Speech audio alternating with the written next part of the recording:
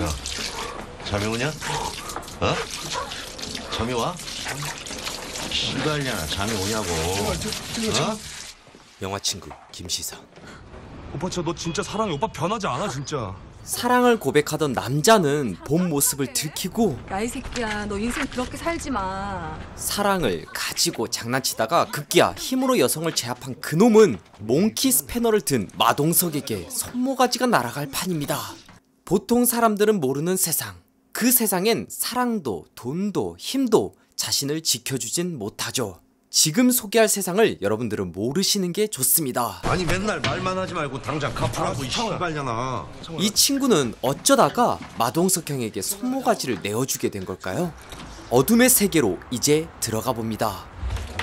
3조 선수단 입장입니다. 바에서 선수들을 소개하는 재현은 손님들에게 단번에 인식될 수 있도록 별칭과 설명을 맛깔나게 하는 선수 중의 선수인데요. 쉽게 말해 호스트바의 PD죠. 선수 1번부터 소개에 들어가는 재현. 소개할게요.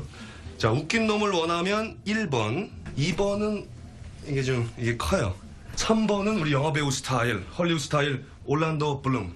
근데 좀 태국식, 사천식, 광동식 약간 그런 필, 중국계. 올란도 블룸은 3번. 1번부터 쭉 소개에 들어갔는데 맛깔난 소개에 비해 영 상태가 좋지 않았는지 관심도 두지 않는 손님들. 얘 맘에 드는 사람 없으면 우리 그냥 가야 돼. 결국 요즘 손님들에게 가장 인기가 많은 탑 오브 탑 승우를 데리고 들어가는 재현. 팬이에요. 승우는 비위를 맞춰주는 선수 타입이 아니라 쿨하게 상대를 대하면서 세심하게 파고드는 그런 선수인데요. 먼저 술을 한 잔 따르고 혹시 향수 크레드 쓰세요? 어떻게 알았어요? 이처럼 세심하게 관심을 준 다음 크레드가 원래 향이 세잖아. 단번에 반말로 상대와의 거리를 좁힙니다. 저도 술 한 잔 주세요. 그렇게 여성 고객이 취하자마자 두 탕을 뛰러 나가려는 승우. 그걸 막아서는 지원. 잠깐만 비켜주실래요? 싫은데요? 그렇게 둘은 약간의 신경전을 벌이며 첫 만남을 갖게 됩니다. 한편 사채업자 창우가 가게 안으로 들어와 재현을 찾습니다. 또 지랄 들어가고 있네 이 시발 새끼들 장사 준비하고. 야, 잠깐만. 그렇게 이끌려가는 재현. 아마도 창우에게 큰 돈을 빌린 것 같은데 이미 도박으로 그 돈을 다 잃은 재현. 돈도 못 갚은 새끼가. 진짜 바쁘게 미안해. 아니 맨날 말만 하지 말고 당장 갚으라고 이 시발년아. 창호야, 나 진짜 많이 노력하고 있거든? 진짜야. 이거 씨. 그래도 말이 무기인 재현이라 사자 앞에서도 말은 참 잘합니다. 저라면 완전 쫄았을 텐데. 미안해. 내가 진짜 미안하고. 근데 애들 앞에서 가완석에 그러면 내가 애들 컨트롤이 안 돼. 들을수록 화가 더 쌓이는 창우는 제대로 박살을 내주려는데 기가 막힌 타이밍에 울리는 전화. 이 뒷세계에서 선수 재현이 살아남는 방법은 현란한 말기술과 기막힌 타이밍이죠. 타이밍 장난 아니었어요. 그렇게 시간을 끈 재현은 어쨌든 5천만 원이라는 큰 돈을 빠른 시일 내에 창우에게 갚아야 합니다. 아니면 죽을 판이니까요. 선수가 뭐 그렇게 큰 돈을 어디서 얻어오겠어요. 새로운 연인에게 돈을 뜯으려고 공사치는 재현. 오빠가 너가 생각하는 것만큼 이상으로 오빠가 너 생각 많이 해. 안 보면 보고 싶고. 그럼 빨리 그 여자랑 정리하고 나랑 살면 되잖아. 지금 살고 있는 여자가 불쌍해서 일단은 이렇게 만나자는 재현. 방법도 가지가지입니다. 야, 현이 어딨어, 현이? 술에서 조금 깬 여자는 승우를 찾는데 두 탕 뛰고 있는 승우가 거기에 있을 리가 없죠. 오빠만 해냈어. 술은 다 시켜놓고 자리에는 없는 승우를 보고 말 그대로 화난 여성은 각종 욕을 날리기 시작합니다. 급기야 손님들끼리 싸우는데 넌 뭔데? 곱게 쳐먹었지야. 결국 손님을 말리다가 승우는 끓어오르는 분노를 참지 못하는데요. 어딜 가나 진상 손님은 상대하기가 참 어렵죠. 뭐? 씨발 빠돌 새끼가 야. 어우 소리가 아파. 그때 승우 편을 드는 지원. 야, 너 우리 가게 손님 와서 걔 진상 부림 좋아 안 좋아? 지원 역시 동종업계에 있는 사람으로 진상 손님 상대하기가 얼마나 힘든지 잘 알고 있었던 거죠. 그 사이 나타난 PD 재현은 기가 막힌 화술로 지원을 포함한 손님들의 마음을 녹여줍니다. 제가 오늘 술값 250 나왔는데요. 양주 한 병 서비스 처리해가지고 220에 맞췄습니다. 그러세요. 마지막은 정확하게 오버스럽지 않은 75도로 고개를 숙이는 재현. 90도는 좀 부담스럽잖아요. 근데 술값이 250만 원이 나올 수도 있는 거군요. 아무리 가게 에이스라고 해도 승우가 이렇게 재현을 잘 봐주는 이유가 궁금한데 알고 보니 승우가 같이 사는 여성 한별이 승우의 누나입니다. 그런데 갑자기 중요한 얘기가 있다며 재현을 데리고 집으로 들어가는 승우. 이 양반이 뭔 일을 할 때는 그냥 하는 사람이 아닌데 말이죠. 방으로 승우를 납치하듯 데려가는 한별. 어디다 썼냐고! 너 좀 조용히 좀 해라. 10만 원만 쓴다며? 어? 나 그 가게 입금해야 되는 돈이란 말이야. 아하, 자기가 몰래 써먹은 돈 때문에 욕먹을까봐 동생을 치트키로 데려가서 조용하게 넘어가려고 했던 거네요. 아무래도 가족이 있으면 이런 얘기는 부끄러워서 안 하게 되잖아요. 하지만 이상하게도 승우는 관심이 없습니다. 그게 자기 누나의 일이라도 말이죠. 승우의 사정을 알고 나면 무덤덤해질만 하기도 합니다. 엄마는 돈 많아 보이는 남자랑 살고 있고 언니와 자신은 술집에서 일하죠. 한마디로 각자 도생. 이런 상황이니 누나가 또 저런 놈을 믿고 돈을 빌려줬구나 하고 생각할 수밖에요. 쉽게 넘어가지 않자 속임수 하나를 꺼내는 재현. 일단 친구에게 무작정 전화를 겁니다. 그 다음 돈 빨리 넣으라고 재촉하는 거죠. 내가 내 돈 아니라서 빨리 입금하라 그랬잖아. 내가 좀. 미친 무슨 개소리야. 너 돌았냐? 응. 또라이도 아니고 아침부터 지랄이야 이 미친 새끼야. 너 한별이랑 같이 있냐? 그러니까. 그렇게 또 속은 한별. 속고 속이고 이게 그들의 세상입니다. 한편 헬스장에서 운동을 하다가 우연히 지원을 보게 된 승우. 이 계기로 음식도 같이 먹게 된 둘은 말도 트고 조금씩 서로에게 묘한 호감을 갖게 됩니다. 아무래도 같은 업계에서 일하는 사람이라 그런지 서로 잘 통하죠. 게다가 일본어까지 잘하는 지원을 보며 승우는 지원에게 더 끌리게 됩니다. 자신과 다르게 좀 더 자유롭게 보였다고 할까요? 너 진짜 내가 좋아?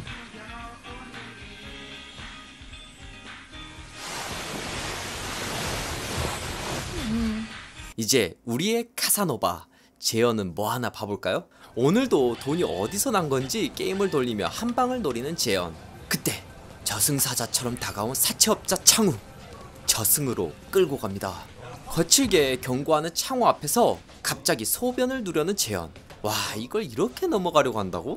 하는 순간 구라를 치면 손모가지를 내놔야죠. 돈을 주겠다는 재현. 그런데 어떻게 주겠다는 걸까요? 한별에겐 뜯어먹을 거 다 먹은 상태고 있는 돈도 다 오락실 고래가 먹은 것 같은데 말이죠. 이제 믿을 건 미선이 뿐입니다. 힘없이 축 늘어진 재현에게 걱정스러운 말들을 쏟아내는 미선. 그때 말한 그 빚 때문에 그래? 미선아, 그만하자. 응? 나 너랑 이런 얘기하기 싫어. 선수의 기본 수칙 하나는 절대 내 입으로 돈을 갈구하는 말을 해서는 안 된다는 거죠. 재현은 능청스럽게 돈 때문에 너를 만나는 게 아니라고 합니다.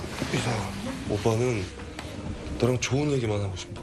이럴수록 도와주고 싶은 마음이 생기는 거겠죠? 기나긴 밤을 보내고 아침 일찍 길을 나선 승우와 지원. 꽤 집이 좋아 보였던 걸까요? 아니면 공사 치려고 하는 걸까요? 승우는 지원에게 월세가 얼마냐고 묻는데 한 달에 얼마야? 1000에 350. 350? 장난 아니네. 오빠 부자야. 많이 벌지? 지원이 꽤 잘 나가는 선수인가 보네요. 월 350이 적은 돈은 아니잖아요.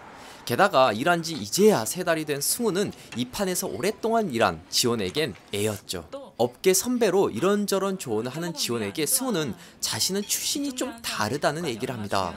지원아, 내가 너한테 이런 얘기까지 하긴 좀 그런데 나 네가 생각하는 그런 사람 아니야. 그냥 잠깐이라는 거야. 그래? 묘하게 웃는 지원.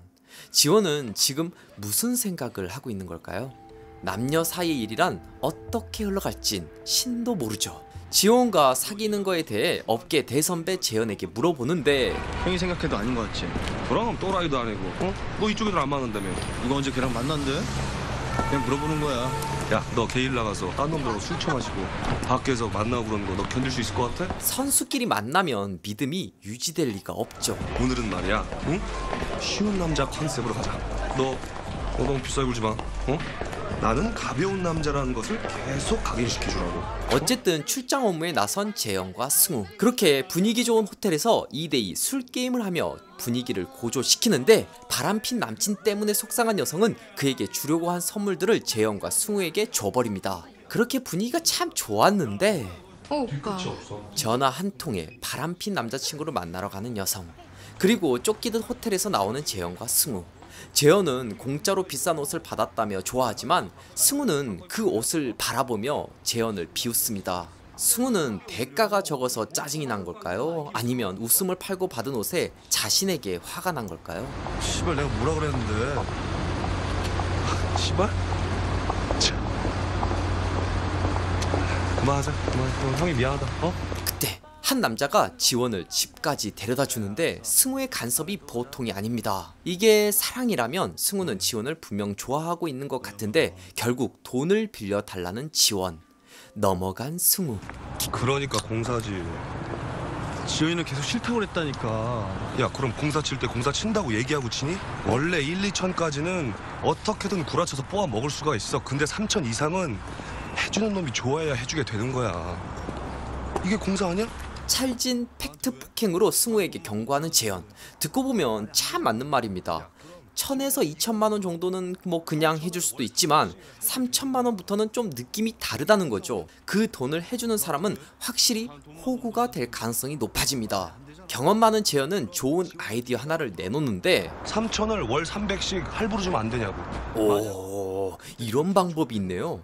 한 번에 돈을 주면 그걸 받고 튀면 끝이지만 돈을 나눠서 주면 그런 설계가 통하질 않죠. 쿨하게 넘긴 승우지만 궁금합니다. 과연 지원의 마음이 진심인지 말이죠. 내가 마이킹 해주기로 한 거 있잖아. 내가 당장 그만한 돈은 없고 한 달에 300씩 해서 10개월로 나눠서 주면 안 될까? 과연 지원은 뭐라고 할까요? 그래 뭐. 그래도 되겠지 뭐. 어차피 주는 건데. 정말 돈이 필요해서 그런 거네요. 뭔가 마음이 놓인 승우. 그렇게 둘은 동거를 시작하기로 하고 짐을 들고 집을 떠나는 승우. 그때 재현은 급하게 돈을 빌리려고 합니다. 승우야, 너한테 이런 얘기하기 좀 그런데 형 돈 좀 빌려줄 수 있냐? 돈? 얼마나? 한 5천 정도? 며칠 전만 해도 한 번에 3천만 원 이상 돈을 요구하면 큰일 날 것처럼 말하더니 정작 그걸 본인이 하고 있네요. 승우에겐 그럴 돈이 없습니다. 어쨌든 그렇게 동거를 시작하는 둘. 선수라서 사랑할 수 없는 건 아니잖아요. 한편 여기 알콩달콩 어린 시절 얘기를 하며 시간을 보내는 또 다른 커플이 있습니다. 바로 재현과 미선. 오빠 어저께 한별이랑 정리했다. 이제 우리 재밌게 만나는 일만 남은 거야. 전 여친을 확실히 정리했다고 말하는 재현. 사실 전 여친이 아니죠. 함께 살고 있는 연인 한별입니다. 그런데 재현이 이렇게 말하는 이유가 뭘까요? 또 누구 속이려고? 그때 존내기 오랜만이지 시타. 이젠 재현이 있는 곳에 사채업자 창우가 안 나타나면 뭔가 섭섭할 정도인데 여긴 또 어떻게 알고 쳐들어온 창우. 말이 떨어지기 무섭게 끌려가는 재현. 그때부터 이어지는 재현의 인사쇼. 아니 돈을 못 갚으면 가게를 나와가지고 일을 하든지. 한 달 동안 가게도 안 나오고 전화도 안 받고 내가 씨발 너 때문에 이렇게 소문하고 찾아다녀야 되겠냐고. 밟히는 재현을 더는 볼 수 없었던 미선은 급하게 돈을 주겠다는 약속을 하고 맙니다. 정말 제가 드릴게요. 제가 정리해드리면 되잖아요. 네? 미선아 들어가 있어. 오빠 괜찮아. 좋아서 떨리는 건지 아파서 떨리는 건지 아무튼 떨리는 재현의 목소리. 그렇게 큰 사업을 마치고 돌아온 재현. 여자 냄새를 맡은 한별은 재현을 다그치는데 결국 뜯어먹을 것 다 먹었다고 판단한 건지 재현은 급히 도망갑니다. 착해 내놔. 착행 왜? 내 돈 주고 산 거잖아. 내 돈 500 들어갔다. 어? 그래? 그럼 그거 까고 2,500만 갚어. 착해 내놔. 에이씨 빨리 어차피 쫓겨날 거 돈을 주기로 한 미선을 만나러 가는데 묘한 표정을 지으며 집에 가자고 하는 미선. 끝나고 오빠 집에 갈까? 와, 이건 미선도 보통이 아닙니다. 돈을 주기 전에 재현이 한별과 확실히 헤어진 건지 확인해 보려고 완벽한 기습 공격을 한 거죠. 몹시 당황한 재현. 하지만 여기서 물러나면 그는 돈 5천만 원을 받지 못할 것이고 정말 창우에게 죽을 수도 있습니다. 급히 한별이 일하는 바에 들른 재현. 자기가 집에서 짐을 정리한 시간을 주라는데 2시쯤 집에 가서 내 짐 뺄 테니까 한 3시간만 자리 좀 비워줘. 서로 불편하잖아. 이거 냄새가 나죠? 역시 재현이는 뭔 말을 해도 구라가 하나씩은 들어간 느낌입니다. 아무튼 미선에게 굳은 믿음을 주기 위해 마지막 한 방을 날리려는 재현. 미선 여기 앉아 여기. 뭐 볼 것도 없다. 집에 들어와서 카페라떼까지 해주며 마음을 사려고 하는 그때 짐 빼러 왔으면 짐만 빼고 빨리 나가. 야 근데 왜 네가 저기서 나오냐? 내 방에서 내가 나오는데 왜? 문제 있어? 재현이한테 당한 게 얼만데 한별이가 이 정도도 눈치를 못 채겠어요. 몹시 당황한 재현은 급하게 상황을 마무리하며 빠져나갑니다. 한별아 1시간 후에 올게. 그래 미안해. 커뮤니케이션이 잘 됐다. 이렇게 능청스럽게 쓱 넘어가려고 하는 것도 재현의 특기라면 특기네요. 적당히 넘어가긴 한 것 같은데 사채업자 창우의 얼굴이 스쳐가는 건 저뿐일까요? 한편 클럽에서 놀다가 친구들과 함께 가게에 들른 지원. 그런데 승우의 표정이 좋지가 않습니다. 뭐해? 친구들이 오빠 보고 싶다 그래가지고. 자존심이 상해서 그랬던 걸까요? 아니면 지원에게 뭔가 서운해서 그런 걸까요? 그쪽들한테 술 팔 생각 없으니까 빨리 나가요. 그렇게 지원은 친구들에게 굴욕을 당하고 결국 화가 많이 납니다. 누구라도 똑같을 것 같아요. 연인을 소개하려고 친구들과 함께 놀러 갔는데 거기서 무한한 일을 당한다면 이별 사유로 충분하죠. 그렇게 둘의 사이는 조금씩 균열이 나기 시작합니다. 급기야 지원이 사업 때문에 연락하는 남자에 대한 깊은 의심을 하기 시작한 승우. 무슨 뜻이야? 오빠가 생각하는 그런 거 아니라고. 내가 뭐라 그랬는데? 오빠가 의심했잖아. 내가 언제? 나 그렇게 말한 적 없는데? 승우의 분노는 폭발하고 지원이 연락하는 남자를 불러냅니다. 이러다가 정말 큰일 나는 거 아닌지 모르겠어요. 한편 미선이를 기다리는 이 남자는 미선이를 보자마자 급하게 달려가더니 도내기부터 꺼내기 시작합니다. 너 근데 오빠한테 보낸 150 뭐야 그거? 그거 나한테 먹고 떨어지라는 거야? 오빠 진짜 그것 때문에 술 많이 먹었어 진짜. 내가 너 돈 때문에 만나는 줄 알아? 하지만 남자친구 집에 있는 여자까지 봤는데도 자기한테 공사 치는 걸 눈치 못 채는 여성은 없겠죠. 재현이 급하게 말을 이어가며 어떻게든 5천만 원을 받아내려고 하지만 아니 입장을 한번 바꿔놓고 생각해봐봐. 나 너랑 이제 새로 시작하려고 여자친구랑 정리했는데 그 푼돈 붙여가지고 난 오빠, 인간이 왜 그렇게 구려? 이미 재현의 수는 미선에게 간파된 지 오래입니다. 5천만 원 이상으로 잘할 테니까 가서 꼭 좀 해줘. 이런 마인드라면 자신이 5천만 원을 벌 수 있을 것 같은데 말이죠. 자신을 사랑해준 거라 믿은 미선은 더는 실망하고 싶지 않아 돌아서 가던 길을 가려는 그때 이거 해준다고 결국 저승사자 마동석이 찾아오고 마는데요. 야, 잠이 오냐? 어? 잠이 와? 한편 재현처럼 흥분한 승우는 자신이 사랑한 지원을 때립니다. 남자친구가 좀 흥분해가지고. 닥치라고 그랬지 씨발. 무엇이 승우를 이토록 저질스럽게 만든 걸까요? 과연 승우와 재현은 앞으로 어떻게 되는 걸까요? 오늘 소개한 영화는 돈과 사랑을 믿으면서도 이용하는 세계에 대한 영화 비스티 보이즈입니다. 2008년에 개봉한 영화로 벌써 13년이 흘렀다는 사실이 믿기지 않는데요. 화질은 지금 보기엔 좀 떨어져 보여도 배우들의 연기만큼은 여전히 살아있는 윤종빈 감독의 영화입니다. 솔직하게 고백하자면 당시엔 이 영화가 그렇게 잘 만든 것일까라는 의문을 가졌어요. 뭐랄까 매우 자극적이라고 볼 수 있는 선수들의 세계를 표현한 것이 이 영화가 가진 매력이라고만 생각했거든요. 그리고 세월이 지나 다시 영화를 보게 됐을 땐 조금 다른 생각들이 제 머리를 지나갔습니다. 내가 그동안 비스트 보이즈에서 보지 못한 게 있는 게 아닐까? 왜 이렇게 씁쓸하지? 그런 생각 말이죠. 보통 제가 비평을 하는 방식은 제 감정의 근거를 찾아가는 건데요. 비스트 보이즈를 보고 나서 느낀 씁쓸함은 그 근원이 어디에 있는지 참 알기가 어려웠습니다. 아마도 그래서 오랫동안 이 영화를 돌보듯 한 것 같은데요. 오늘은 조심스럽게 그 감정을 따라가 보려고 해요. 결론부터 일단 말하고 시작하자면 저에게 비스티 보이즈는 믿음에 대한 영화로 보였어요. 이 믿음은 단지 사랑에 대한 부분만은 아닙니다. 인간과 인간 사이의 다양한 믿음, 더 나아가 사람과 돈에 대한 믿음까지 많은 것을 포함하고 있어요.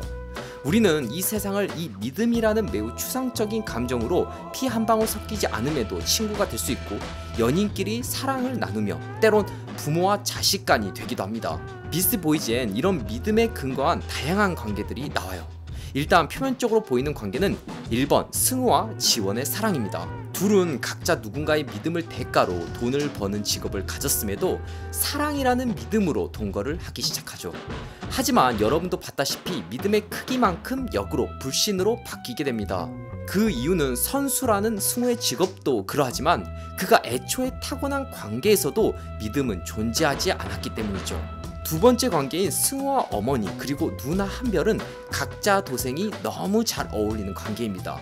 엄마가 승우를 대하는 장면에서 우린 부모와 자식 간의 믿음을 하나도 엿볼 수가 없습니다. 단 하나의 장면도 발견할 수가 없죠. 그건 누나 한별과 승우의 관계에서도 마찬가지입니다. 소리 지르지 마라. 승우 듣겠다 진짜. 승우는 가족과도 믿음을 주고받지 못하고 있습니다. 이와는 조금 다른 관계도 있습니다. 세 번째 관계인 재영과 한별 그리고 미선, 이 삼각관계는 끊임없이 사람을 의심하며 희미해지는 믿음을 돈을 통해 메꾸려고 하는 관계인데요. 돈이 영원히 관계를 이어 붙일 수 없다는 걸 대표적으로 보여주는 삼각관계라고 볼 수 있죠. 결국 결말에 이르면 재현은 한별과 미선 모두를 배신하게 됩니다. 오히려 재현은 믿음을 얻는 것에 애초에 관심도 없는 인물이라고 볼 수 있죠. 거짓말로 관계를 이어가면서 그 믿음을 어떻게든 돈으로 환산하려는 사람이니까요. 미선아, 진짜 오빠가 5천만 원 이상으로 잘할 테니까 가서 꼭 좀 해줘. 그래서 아이러니하게도 이 재현이란 인물이 한별과 미선보다 더 끈끈하게 묶인 관계는 돈이라는 믿음으로 묶인 창우입니다.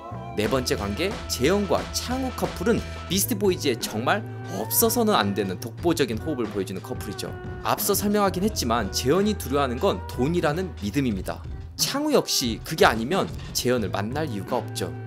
돈이라는 믿음은 이 영화에서 이상하게도 앞에 소개한 어떤 관계보다 더 끈끈합니다. 연인들의 믿음을 배신하는 걸 꺼리낌 없이 행하지만 창우의 돈 앞에선 아주 무기력하죠. 그래서 창우라는 등장인물은 단순히 이 영화에서 사채업자가 아닙니다. 아이러니하지만 앞서 본 연인 간의 믿음이나 부모 사이의 믿음보다 돈이 더 끈끈한 관계를 이어가게 하는 매개체가 될 수 있다는 현실을 적나라하게 보여주고 있는 상징이죠. 이처럼 이 영화에는 거미줄처럼 얽힌 관계가 계속해서 등장합니다. 재영과 승우의 관계부터 그저 스쳐 지나가듯 등장하는 바람핀 남자 전화에 호로록 달려가는 여인의 관계까지. 그렇다면 승우는 왜 그토록 분노한 걸까요? 또는 마지막엔 왜 그렇게 슬퍼한 걸까요? 승우가 한 폭력적인 행위는 어떤 식으로든 용서될 수 없습니다. 다만 그가 왜 그런 선택을 했을까에 대한 고민을 해보게 되는데요. 아이러니하게도 그가 믿음을 가졌기 때문입니다. 이상하지 않나요? 비스트 보이즈에서 다양한 믿음이 등장하지만 돈이라는 믿음을 빼고선 어느 관계 하나 정상적인 게 없거든요. 특히 승우는 그런 믿음 없는 관계 속에서 성장하고 믿음을 파는 직업을 가지고 살고 있습니다. 그러니까 믿음을 가져서는 안 되는 사람이 승우인 거죠. 하지만 이 영화에서 승우는 유일하게 이 믿음을 끝까지 포기하려고 하지 않는 인물이기도 합니다. 나 네가 생각하는 그런 사람 아니야. 그냥 잠깐이라는 거야. 단순히 자신의 자존심을 지키려는 승우의 마음도 담겨 있지만 믿음을 배신하는 게 당연한 세상에서 어떻게든 자신을 지키려는 발악처럼 느껴지는 대사이기도 하거든요. 자신은 아직은 너희들처럼 되진 않았어 라고 말이죠. 승우는 지원을 만나면서 그 믿음을 지켜가려고 합니다. 하지만 지원을 향한 승우의 질주가 조금씩 엇나가고 방향이 틀어지기 시작했고 결국 그도 다른 이들처럼 믿음으로 관계를 지키지 못합니다. 아마도 그의 분노는 지원이 자신을 속였다는 걸 넘어 믿음을 지키지 못한 자신에 대한 분노이지 않았을까요? 결국 그 끝에서 승우는 지원을 찌릅니다. 그리고 모든 믿음이 사라진 승우는 다리 난간에 섭니다. 승우가 이후 죽었을지 아니면 계속 이렇게 살았을지는 알 수 없지만 하나는 분명합니다. 그는 믿음을 잃어버렸죠. 완벽하게. 승우에게 있어 지원은 자신에게 유일하게 남은 믿음의 상징이었으니까요. 승우는 단순히 지원을 찌른 게 아니라 자신에게 남은 마지막 믿음을 죽인 겁니다. 그는 이제 믿음 없는 사람으로 살아가겠죠. 이처럼 비스티보이즈는 스스로 자신의 유일한 믿음을 저버린 한 남자와 다양한 관계를 통해 믿음을 주고받는 이들에 대한 이야기를 다루고 있습니다. 여러분의 생각은 어떠셨나요? 배우들의 연기만으로도 충분히 볼만한 작품이니까요. 비스티보이즈 꼭 챙겨보시면 좋을 것 같아요. 그럼 저는 다음 영화 소개로 금방 다시 돌아올게요. 앞으로도 재밌고 유익한 영상을 계속 시청하고 싶으신가요? 지금 보고 계신 영상 바로 밑에 구독 버튼을 꾹 눌러주시고 그 옆에 종 모양을 누른 후 전체로 설정해주세요. 여러분의 마음 하나하나가 김시선 채널을 지속하는 가장 큰 힘이 됩니다. 항상 고민하고 노력하겠습니다.